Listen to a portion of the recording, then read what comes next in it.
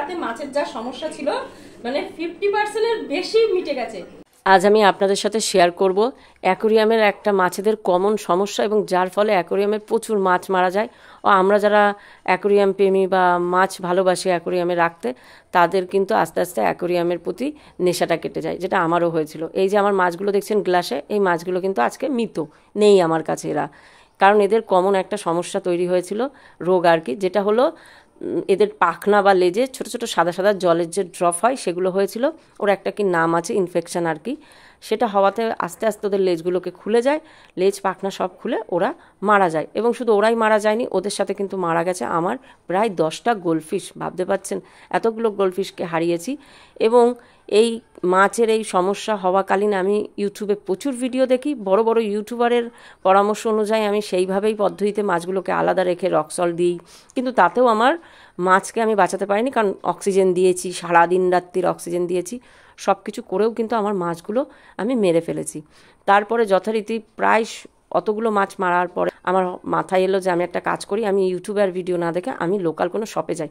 আমাদের এখানে লোকাল শপে গেলাম, একটা মাছের ছবি তাকে দেখালাম। দেখানোর পরে তিনি বললো যে মাছের অবস্থা খুবই খারাপ, তুমি ইমিডিয়েট যেটা করো, এক ধরনের অ্যান্টিবায়োটিক হয় মোক্স 500, সেটা নাও। এবং আমি মোক্স 500 আমরা নিজেরাও খেয়েছি, অ্যান্টিবায়োটিক বিভিন্ন আছে, তার মধ্যে মোক্স 500ও হয়। সেই মোক্স 500 আমাকে বললো 3টে নিতে, 1.5 লিটার আমার অ্যাকোরিয়ামের ক্যাপাসিটি আর কি। সেই 1.5 লিটার অ্যাকোরিয়াম থেকে সামান্য একটু বাটির মধ্যে জল তুলে নিই। ও নিয়ে প্রথম দিনের কাজ, মানে 3টে যেহেতু আমি মোক্স নিয়েছি তাই আমাকে 3 দিন করতে হবে। প্রথম দিনের কাজ হলো অ্যাকোরিয়াম থেকে সামান্য একটু জল তুলে নিয়েছি, নিয়ে তার মধ্যে মোক্স 500 যে ক্যাপসুল, সেই ক্যাপসুলের গুঁড়োটা দিয়ে ও 1 চামচ রক সল্ট ভালো করে গুঁড়ো করে সেটাকে জলের মধ্যে খুব ভালো করে দুটোকেই মিশিয়ে তার মধ্যে দিয়ে দিলাম এখন অ্যাকোরিয়ামের মধ্যে। এইবার অ্যাকোরিয়ামের মধ্যে জলটাকে খুব ভালো করে হাতের সাহায্যে মিশিয়ে দিলাম। তার আগে কিন্তু হাতটাকে অবশ্যই পরিষ্কার করে নিয়েছিলাম, কোনো সাবানের গন্ধটন্ধ কিন্তু হাতে নেই। নিয়ে যেটা কাজ হলো, অ্যাকোরিয়ামে এখন কোনো রকমের মাছেদের খাবার দেওয়া চলবে না টানা 3 দিন। ও যেহেতু ওয়েদার এখনও যথেষ্ট পরিমাণে ঠান্ডা, তাই এখন আমাকে হাই লাইট আর কি জ্বালিয়ে রাখতে হবে, কোনো রকমের অক্সিজেন নয়। আমি কিন্তু কোনো রকমের অক্সিজেন দিইনি। এটা হলো প্রথম দিনের পরের ভিডিও, মানে যেদিন আমি সন্ধেবেলার দিন দিয়েছিলাম আগের দিন। আপনারা দেখছেন এটা সকালে। দেখুন মাত্র একদিনে কিন্তু অনেকটা আমার মাছের দেখলাম সাদা সাদা ব্যাপারগুলো চলে গেছে। এঞ্জেল ফিশটার কানকোটাই ছিল না। আর এই একটা রেডটাল শার্ক বা রেমবো শার্ক যা কিছু বলুন, এরও দেখুন এই লেজটার অবস্থা, এটা পুরো সাদা, অনেকটাই সাদা হয়ে গেছে। মানে গতকালকে আরও সাদা ছিল, আজ দেখছি সকালে একটু হলেও কম। আমি সকালে দেখাচ্ছি। এবং এই মাছটার দেখেছেন, এই মাছটার কিন্তু একদম মাথার দিকে আবছা হয়ে এসেছে যে কানকোটা।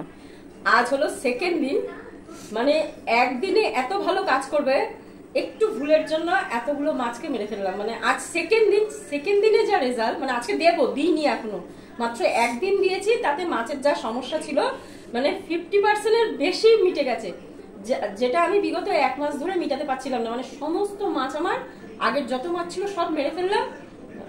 মানে বিভিন্ন ভিডিও দেখে মানে কি যে ভুল করেছি, প্রতিটা মানুষ মানে ভুল তথ্য দিয়েছে, কিন্তু শুধুমাত্র একটু শেষে বুদ্ধি খাটালাম বলে বর্তমানে এই মাছগুলোকে আমি বাঁচাতে মানে চলেছি আর কি।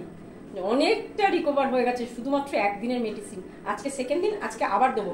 আজকে মেডিসিনটা একটু অন্যরকম ভাবে দিতে হবে, আমাকে জলটাকে আজকে মানে চেঞ্জ করতে হবে, 50-50 করতে হবে, যেটা প্রথম দিন আমি করিনি। চল জল পাল্টা। এবার আমি আপনাদের বলি যে মাছের যেহেতু একটা দুটো মাছে আমার ইনফেকশন ছিল, আমি তাহলে গোটা ট্যাঙ্কির মধ্যে মানে অ্যাকোরিয়ামের মধ্যে কেন আমি দিলাম? এই কারণে দিলাম, কারণ অ্যাকোরিয়ামের জল আগে থেকেই কিন্তু ইনফেকশন হয়ে গেছে, যেহেতু অন্য মাছেরাও এর মধ্যে ছিল, মানে ইনফেকশন মাছ যারা ছিল তারাও এর মধ্যে ছিল, যার জন্য অ্যাকোরিয়ামের জলটাই আমার টোটালি ইনফেকশন হয়ে গেছিলো, আমি যতই পাল্টাই না কেন।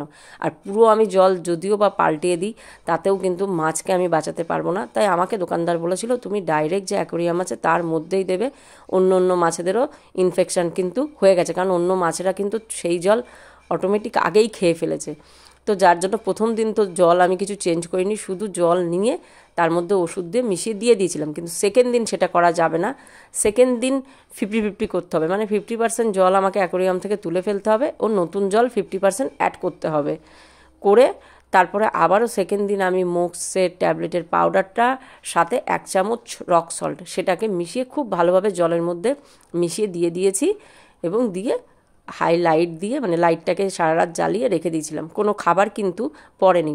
আজ হলো 3rd দিন, মানে লাস্টের দিন। আজও একই কাজ আমাকে করতে হবে, মাছের জলটাকে চেঞ্জ করতে হবে, হাফ নতুন জল দিতে হবে, দিয়ে তারপরে আমাকে সেম একই কাজ করতে হবে। এবং আজ যদি আপনারা খেয়াল করেন দেখতে পাবেন আজ 3য় দিনে মাছ সুস্থ মানে কি বলবো, নেই বললেই চলে, খুব কম। এটা হলো রেমবো শার্ক, যার লেজে হয়েছিল ওগুলোর থেকে অনেক ক্লিয়ার হয়ে গেছে, মাছগুলোকে ঠিকভাবে ধরা যায় না। যদি আপনারা খেয়াল করেন দেখুন লেজটা কিন্তু অনেকটা লালচে হয়ে গেছে, মানে ঠিক হচ্ছে, যেটা একদম সাদা ছিল। তো আমি 50% জল চেঞ্জ করে দিয়েছি, এবার এর মধ্যে 50% জল আমি আবার দিলাম। আপনারা যদি এই সমস্যার সম্মুখীন হন, আমি এটুখানি বলতে পারি আপনারা একবার এটা করে দেখুন। আমি যে কি উপকৃত হয়েছি আমি বলে বোঝাতে পারবো না।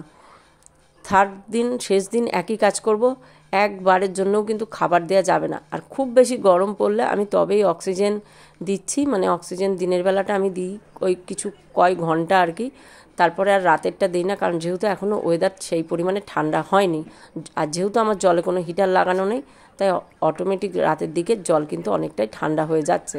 আজ 3য় দিন, আজ এটাকে এইভাবেই রাতে আমি রেখে দিয়েছিলাম, ও তারপরের দিন সকালবেলা আমি মাছগুলোকে দেখে একটু শান্তি পাই, কারণ দেখি মাছগুলো সব একদম ঠিক হয়ে গেছে। কিন্তু আজ আমি আপনাদের সাথে যে ভিডিওটা শেয়ার করছি, আমি আর হঠকারিতা না করে, তাড়াতাড়ি না করে, আমি কিন্তু অনেকটা পরে শেয়ার করছি, মানে মার্চ মাসে। আমি এটা ফেব্রুয়ারির সমস্যা বললাম, মার্চ মাসে কিন্তু আমার মাছগুলো একদম ফিট অ্যান্ড ফাইন। তার মধ্যে একটা শার্কের, মানে রেমবো শার্কের একটাতে দেখছিলাম হুট করে লেজের কাছে একটু সমস্যা, দেখি সেটাও কোথাও যেন ভ্যানিশ হয়ে গেছে ম্যাজিকের মতন, কারণ যেহেতু জলের মধ্যে কিন্তু আগের ওষুধের এফেক্টটা রয়েছে। 4র্থ দিন আমি রাতের বেলা ওদের খাবার দিই, এবং খাবারের পরিমাণটা কিন্তু সব থেকে বেশি ভাইটাল, ওটাকে কোনোভাবেই আপনি বেশি দেবেন না। 1 মাসের মাথায় মাছগুলোকে দেখে জানেন তো অনেকটা শান্তি পাচ্ছি। এই যে এই মাছটার লেজে কিন্তু ইনফেকশন হয়েছিল, যার জন্য লেজের রঙও চলে গেছিলো কিন্তু টোটাল, এখন দেখে আস্তে আস্তে ফিরে এসেছে। মাছগুলোকে দেখে কী যে শান্তি লাগছে। তাই ভিডিও দেখে হঠকারিতা করে সব কিছু করবেন না, একটু খোঁজখবর নিয়েই করুন।